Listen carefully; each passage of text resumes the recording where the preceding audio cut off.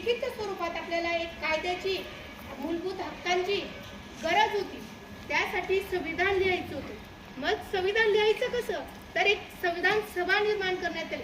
त्याच्यामध्ये डॉक्टर मौलाना अब्दुल कलाम, डॉक्टर बाबासाहेब आंबेडकर, श्यामाप्रसाद मुखर्जी, पंडित जवाहरलाल नेहरू हे सर्व सदस्य त्या समितीमध्ये होते. आणि या समिती मसुदा समिती तिला नाव दिलं गेलं होतं. आणि या मसुदा समितीचे अध्यक्ष होते डॉक्टर बाबासाहेब आंबेडकर. मग सर्वांनी आपल्या देशामध्ये जर कायदा सुव्यवस्था व्यवस्थित राहते, सगळ्यांना जशी हक्काची जाणीव राहते तशी कर्तव्याची जबाबदारीची जाणीव जर राहिली तर आपला भारत देश सुजलाम सुफलाम होणारच आहे. मग एक लिखित स्वरूपात एक संविधान पाहिजे होतं. हे भारतामध्ये जे राहणारे जे लोक आहे एकदम छोट्या वर्गातला मनुष्य आणि उच्च वर्गातला मनुष्य हे सगळे एक आहेत. आणि हे भारताचं वरती आता आपण जर जगामध्ये बघितलं तर अमेरिकेचा राष्ट्राध्यक्ष, इराण